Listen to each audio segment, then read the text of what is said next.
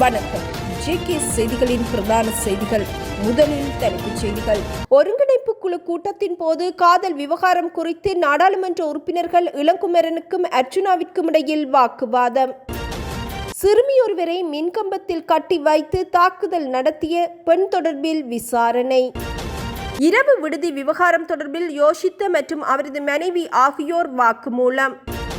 சமூக வலைத்தளங்களில் பகிரப்படும் பெண்கள் மீதான தாக்குதல்கள் தொடர்பில் போலீசார் விளக்கம். கனடாவிற்கு தப்பிச் செல்ல முயன்ற 11 இலங்கையர்கள் விமான நிலையத்தில் கைது. 14 வயது சிறுமியை கடத்திய 33 வயதுடைய காதலர் கைது. இபிஎஃப் நிதியை செலுத்தாத நிறுவனங்களுக்கு எதிராக சட்ட நடவடிக்கை. யாழ்ப்பாணம் வடமராட்சி கிழக்கு குடத்தினை பொற்பதியில் 14 வயது சிறுமி ஒருவரை பெண் ஒருவர் ஈவிரக்கமின்றி மின்கம்பத்தில் கட்டி வைத்து தாக்கிய சம்பவம் தொடர்பில் போலீசார் விசாரணைகளை முன்னெடுத்துள்ளனர். சம்பவம் தொடர்பாக தேவையான சட்ட நடவடிக்கைகளை மேற்கொள்ளுமாறு பருத்தித்துறை சட்ட வைத்திய அதிகாரி மருதங்கணி போலீசாருக்கு அறிவுறுத்தியுள்ளார். குறித்த பகுதியில் வசிக்கும் 14 வயது சிறுமி ஒருவர் நேற்று முன்தினம் மாலை அயலில் உள்ள வர்த்தக நிலையத்திற்கு பொருட்கள் வாங்குவதற்கு சென்றார். இதன்போது இனிப்பு வகையை களவாடியதாக கூறி கடையின் உரிமையாளரான பெண் ஒருவர் சிறுமியை மின் கம்பத்தில் கட்டி வைத்து தாக்கியுள்ளார். இதன்போது காயங்களுக்குள்ளான சிறுமி அன்றிரவே பருத்தித்துறை ஆதார வைத்தியசாலையில் சிகிச்சைக்காக அனுமதிக்கப்பட்டார். சம்பவம் தொடர்பாக விசாரணைகளை மேற்கொண்ட பருத்தித்துறை சட்ட வைத்திய அதிகாரி சிறுமியின் உடலில் காயங்கள் இருப்பதை கண்டறிந்து தேவையான சட்ட நடவடிக்கை மேற்கொள்ளுமாறு வைத்தியசாலையில் உள்ள பருத்தித்துறை போலீசார் மூலம் மருதங்கணி போலீசாருக்கு அறிவுறுத்தினார். மருதங்கணி போலீசார் தொடர்பான விசாரணைகளை மேற்கொண்டு பருத்தித்துறை ஆதார வைத்தியசாலையில் சிறுமியிடம் வாக்குமூலம் பெற்றபோது அவர் மின் கம்பத்தில் கட்டி வைக்கப்பட்டு தாக்கப்பட்டமை உறுதிப்படுத்தப்பட்டது. சம்பவத்தில் சிறுமியை தாக்கிய பெண்ணின் வீட்டிற்கு போலீசார் சென்றபோது வீடு பூட்டியிருந்தமையினால் தொலைபேசி மூலம் அவருக்கு அறிவித்தல் வழங்கப்பட்டது. சம்பவம் தொடர்பாக அப்பகுதியைச் சேர்ந்த பொது அமைப்பு ஒன்று இலங்கை மனித உரிமைகள் ஆணைக்குழுவின் யாழ்ப்பாண அலுவலகத்திலும் தொலைபேசி வழியாக முறைப்பாடொன்றை முன்வைத்துள்ளது. கொழும்பில் உள்ள இரவு விடுதியொன்றின் முன்பாக இடம்பெற்ற மோதல் சம்பவம் தொடர்பில் வாக்குமூலம் ஒன்றை வழங்குவதற்காக முன்னாள் ஜனாதிபதி மஹிந்த ராஜபக்சவின் மகன் யோஷித்த ராஜபக்ச மற்றும் அவரது மனைவி கொம்பனி தெரு போலீஸ் நிலையத்திற்கு சென்றுள்ளனர். இச்சம்பவம் கடந்த 22ஆம் தேதி இடம்பெற்றது. இதன்போது ஒரு பாதுகாப்பு அதிகாரி தாக்கப்பட்டு காயமடைந்துள்ளார். காயமடைந்த பாதுகாப்பு அதிகாரி கொழும்பில் உள்ள தனியார் வைத்தியசாலையில் சிகிச்சை பெறுகின்றார். இச்சம்பவம் தொடர்பாக தெஹிவலை, அத்திடிய மற்றும் திம்பிரிகசியாய ஆகிய பகுதிகளை சேர்ந்தவர்களை போலீசார் இதுவரை அடையாளம் கண்டுள்ளனர். சந்தேக நபர்கள் தற்போது குறித்த பகுதியை விட்டு தப்பிச் சென்றதாகவும் அறிவிக்கப்பட்டுள்ளது. இரவு விடுதியின் முன்பாக இடம்பெற்ற மோதல் சம்பவத்துடன் யோஷித்த ராஜபக்சவுடன் வந்த குழுவினர் சம்பந்தப்பட்டதாக சந்தேகம் வெளியிடப்பட்ட நிலையில் இவர்கள் வாக்குமூலம் ஒன்றை வழங்குவதற்காக போலீஸ் நிலையத்திற்கு சென்றுள்ளனர்.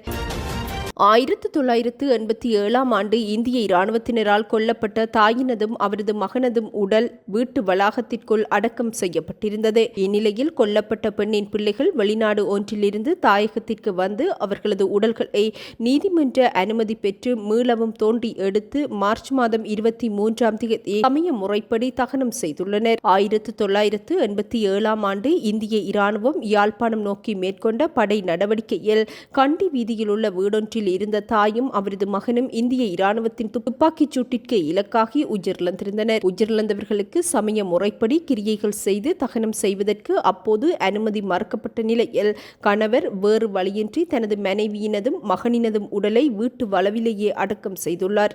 அத்துடன் அவர்களை புதைத்த இடத்தில் கல்லறை ஒன்றை கட்டிவிட்டு நாட்டின் அசாதாரண சூழ்நிலையில் ஏனைய பிள்ளைகளுடன் அவர் நாட்டை விட்டு வெளியேறியிருந்தார்.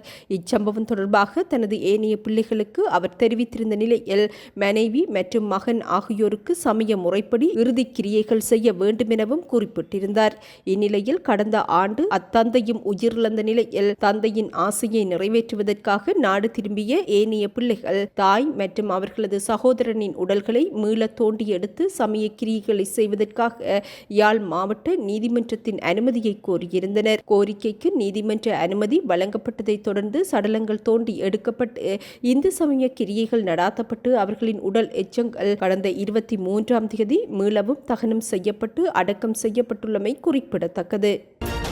யாழ் மாவட்ட நாடாளுமன்ற உறுப்பினர் ராமநாதன் அர்ச்சுனா யாழ் போலீசாருக்கு எதிராக சமூக வலைத்தளங்களில் பகிர்ந்து கொண்ட வீடியோ சர்ச்சையை ஏற்படுத்தியுள்ளது. யாழ்ப்பாணம் நெல்லியடி போலீஸ் பிரிவுக்குட்பட்ட வீடொன்றிற்குள் போலீசார் நுழைந்து பெண்களை காலால் உதைத்து தாக்குவதாக குறிப்பிட்டு மிகச்சிறிய வீடியோ ஒன்று சமூக வலைத்தளங்களில் அதிகமாக பகிரப்பட்டது. எனினும் சமூக ஊடகங்களில் குறிப்பிடப்படுவதை போன்றோ அல்லது ராமநாதன் அர்ச்சுனா குறிப்பிடுவதை போன்றோ அங்கு பெண்கள் மீது தாக்குதல் நடத்தப்படவில்லை என அறிவிக்கப்பட்டுள்ளது.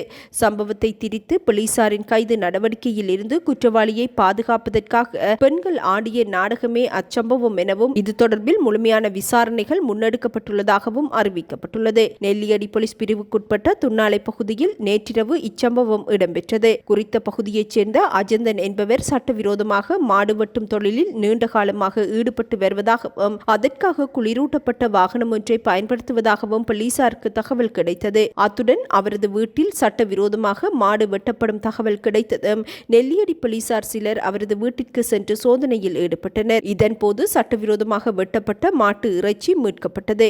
எனினும் சந்தேக நபர் தப்பியோடி தனது வீட்டிற்குள் நுழைந்து கொண்டார். அறைக்கதவை மூடிய நிலையில் அதனை திறக்குமாறு போலீசார் கூறிய போதிலும் அவர்கள் திறக்கவில்லை. இதன்போது சம்பவ இடத்தில் பெண்கள் திரண்டு கைக்குழந்தைகளை பணயம் வைத்து போலீசாரின் நடவடிக்கைக்கு இடையூறு விளைவித்ததாகவும் போலீசார் குற்றம் சுமத்தியுள்ளனர்.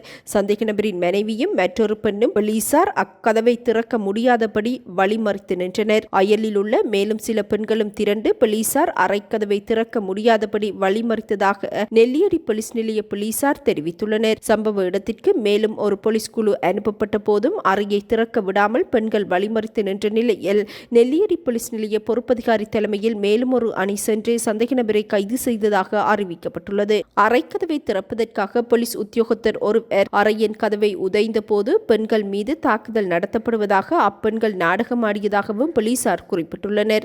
எவ்வாறாயினும் இவ்வீடியோ எடுத்து முன்னாலும் பின்னாலும் கத்தரித்து சம்பவம் சரியாக புலப்படாதபடி ஊடகங்களில் பகிரப்பட்டுள்ளதாகவும் இவ்வீடியோ தொடர்பில் முழுமையான விசாரணைகள் முன்னெடுக்கப்படும் எனவும் நெல்லியடி போலீசார் அறிவித்துள்ளனர். இச்சம்பவம் தொடர்பில் குற்றவாளிக்கு 30,000 ரூபாய் தண்டனை விதிக்கப்பட்டு அவர் பிணையில் விடுவிக்கப்பட்டுள்ள நிலையில் போலீசாரின் கடமைக்கு இடையூறு விளைவித்ததாக குற்றம் சுமத்தப்பட்ட குற்றவாளியின் மனைவியும் மற்றும் ஒரு பெண்ணும் போலீசாரால் கைது செய்யப்பட்டுள்ளனர். சந்தேக நபர்களில் ஒருவர் சிறிய குழந்தையின் தாய் என்பதன் அடிப்படையில் எச்சரிக்கை செய்யப்பட்டு பிணையில் விடுவிக்கப்பட்டுள்ளார்.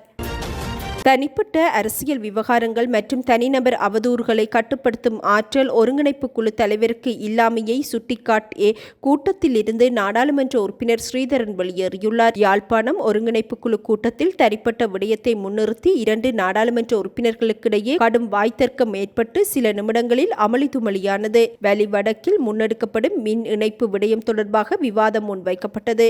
இதன்போது ஆளும் தரப்பு நாடாளுமன்ற உறுப்பினரான இளங்குமரன் மற்றும் நாடாளுமன்ற உறுப்பினர் அர்ச்சுனா ஆகியோருக்கிடையே ஏற்பட்ட வாக்குவாதம் அவர்களது தனிப்பட்ட விடயங்களை முன்னிறுத்தியதாக மாறியது. குறிப்பாக 2 நாடாளுமன்ற உறுப்பினர்களும் மற்றவரது காதல் விடயங்கள், மோசடி மற்றும் பெண்களை ஏமாற்றியமை, நிதி மோசடி உள்ளிட்ட பல விடயங்களை முன்னிறுத்தி நூற்றுக்கணக்கான அதிகாரிகள் முன்னிலையில் குடும்ப சண்டையில் ஈடுபட்டனர். இதன்போது இந்த விவாதத்தை இடைநிறுத்துமாறு நாடாளுமன்ற உறுப்பினர் ஸ்ரீதரன் ஒருங்கிணைப்பு குழு தலைவரிடம் வலியுறுத்தியிருந்தார்.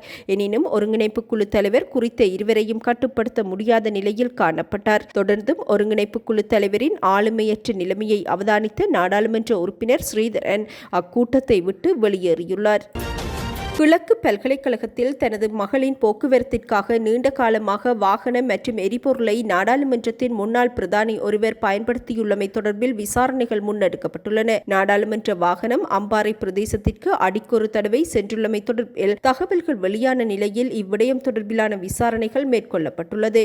குறித்த பிரதானி தனது அதிகாரத்தை பயன்படுத்தி 2 வாகனங்களை கடந்த 10 வருடங்களாக பயன்படுத்தியுள்ளார். அந்த வாகனங்களுக்காக வரையறை இன்றி எரிபொருளை பயன்படுத்தி வந்துள்ளமையும் விசாரணை அதிகாரிகளால் கண்டறியப்பட்டுள்ளது. நாடாளுமன்றத்தின் முன்னாள் சபாநாயகர், முன்னாள் பிரதி சபாநாயகர் மற்றும் குழுக்களின் முன்னாள் பிரதி தலைவர் மற்றும் செயலாளர் நாயகமாக கடமையாற்றியவர்கள் கடந்த 10 வருடங்களாக வாகனம் மற்றும் எரிபொருட்களை பயன்படுத்திய முறைமை தொடர்பாக ஆராய்ந்து அறிக்கையிடுவதற்காக சபாநாயகர் வைத்தியர் ஜகத் விக்ரமரத்ன கட்டளை இட்டிருந்த நிலையில் தற்போது இவ்விடயம் வெளிச்சத்திற்கு கொண்டு வரப்பட்டுள்ளது. இந்த விசாரணைகள் ஊடாக நாடாளுமன்றத்தின் முன்னாள் பிரதானிகள் பயன்படுத்திய வாகனங்கள் மற்றும் எரிபொருட்கள் தொடர்பில் பரவலான தகவல்கள் வெளியாகியுள்ளமையும் குறிப்பிடத்தக்கது.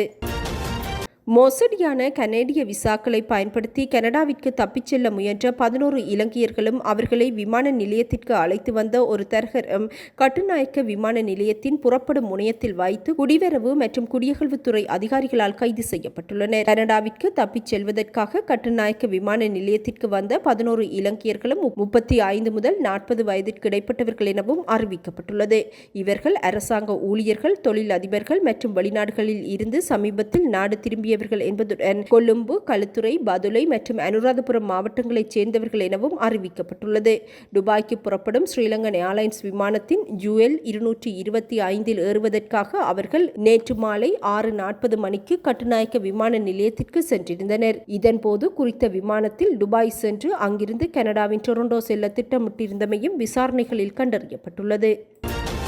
மொனராகலை போலீஸ் பிரிவுக்குட்பட்ட வெதிகும்புர ககம்பான பகுதியைச் சேர்ந்த 14 வயது சிறுமியை கடத்திச் சென்ற 33 வயதுடைய சிறுமியின் காதலர் போலீசாரால் கைது செய்யப்பட்டுள்ளார். கைது செய்யப்பட்ட நபர் குறித்த சிறுமியுடன் காதல் உறவில் ஈடுபட்டு வந்த நிலையில் சில நாட்களுக்கு முன்பு சிறுமியை எம்பிலிப்பட்டிய பகுதிக்கு கடத்திச் சென்றுள்ளார். சிறுமியின் தாயார் போலீசில் செய்த முறைப்பாட்டை தொடர்ந்து மேற்கொள்ளப்பட்ட விசாரணையின் போது இருவரும் எம்பிலிப்பட்டியவில் இருந்து மொனராகலைக்கு செல்லும் பேருந்தில் வைத்து கைது செய்யப்பட்டனர்.